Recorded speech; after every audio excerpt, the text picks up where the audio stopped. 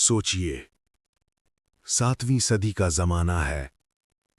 दुनिया की दो बड़ी ताकतें आमने सामने खड़ी हैं, रोमन एम्पायर और ससानियन एम्पायर। तख्त ताज की जंग जारी है, ताकत का गुरूर उरूज पर है।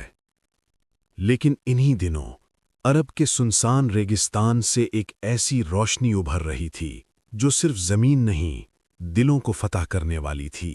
ये रोशनी थी इस्लाम की रोशनी, और इस रोशनी को अदल, सादगी और किरदार के साथ दुनिया तक पहुंचाने वाले थे इस्लाम के दूसरे खलीफा उमर इब्न अल-खत्ताब रज़ियल्लाहु अन्हु।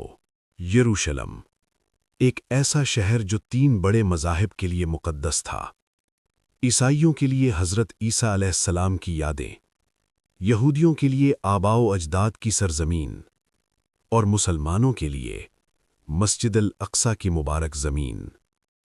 इस वक्त यरूशलम पर रोमी हुकूमत थी, लेकिन मुसलमान फ़ौज जिसकी क़यादत अबू उबैदा इब्न अल-जर्राह रज़ियल्लाहु अन्हु कर रहे थे, शहर का मुहासरा कर चुकी थी। कई माह गुजर गए। आखिरकार ईसाई पादरी ने एक शर्त रखी, हम शहर की चाबियां सिर्फ मुसलमान खलीफा के हाथ में देंगे। मदीना से यरूशलम तक का तवील सफ़र, गर्म सहरा, सख्त रास्ते।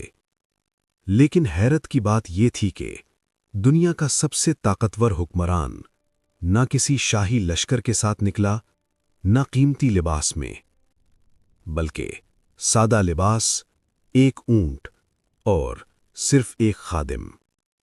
रिवायत है कि ऊंट पर सवारी बारी बारी होती थी। एक बार खादिम सवार होता, एक बार खलीफा।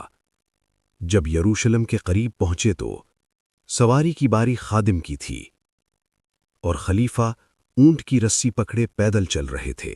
शहर के लोग दरवाजे पर खड़े थे। उन्होंने सोचा होगा आज कोई बादशाह आएगा, सुनहरी लिबास, सिपाही, शानो शौकत। लेकिन उन्होंने देखा सादा कपड़ों में एक शख्स जिन पर पैबंद लगे हुए थे। वही थे उमर बिन खत्ताब रज़ियल्लाहु अन्हु। लोग हैरान रह गए। ये थी इस्लाम की क़यादत, ये था असल इंसाफ। ईसाई पादरी ने शहर की चाबियां पेश कीं। हज़रत उमर रज़ियल्लाहु अन्हु ने एक मुआहिदा तहरीर करवाया, जो तारीख़ में अहद-ए-नामा उमर के नाम से मशहूर हुआ। इसमें लिखा गया, किसी चर्च को नुकसान नहीं पहुंचाया जाएगा, किसी को ज़बरदस्ती मज़हब तब्दील करने पर मजबूर नहीं किया जाएगा, हर शख्स अपने मज़हब पर आज़ाद होगा। इस दौर में जब फ़तह का मतलब तबाही होता था, इस्लाम ने इंसानियत की मिसाल कायम की। पादरी ने खलीफा को चर्च ऑफ द होली सेपलकर में नमाज पढ़ने की दावत दी, लेकिन हज़रत उमर रज़ियल्लाहु अन्हु ने इनकार कर दिया।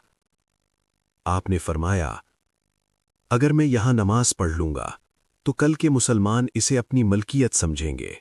चुनाचे आपने चर्च के बाहर ज़मीन पर नमाज अदा की। बाद में इस मकाम पर एक मस्जिद तामीर हुई, मगर चर्च महफूज रहा। ये थी दूर अंदेशी, ये था इंसाफ। जब खलीफा टेम्पल माउंट के मकाम पर पहुंचे तो वहां कचरा पड़ा था। आपने खुद अपने हाथों से सफाई शुरू की। सहाबा भी साथ शामिल हो गए। सोचिए, दुनिया का सबसे ताकतवर हुक्मरान अपने हाथों से सफाई कर रहा है। ये था इस्लाम का असल चेहरा। रिवायत है कि एक मर्तबा खलीफा के बेटे ने एक आम शहरी को मारा।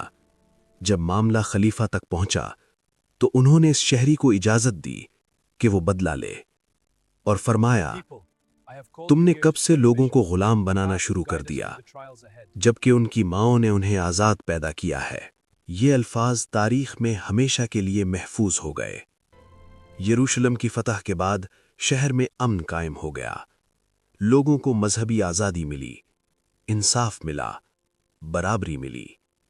हज़रत उमर रज़ियल्लाहु अन्हु ने साबित किया कि असल ताकत तलवार में नहीं, किरदार में होती है। सदियां गुजर चुकी हैं, सल्तनतें मिट गईं, बादशाह बदल गए, लेकिन जब भी इंसाफ की बात होती है, सादगी की बात होती है, अमन की बात होती है, तो एक नाम रोशन होकर उभरता है, عمر بن خطاب رضی اللہ عنہ۔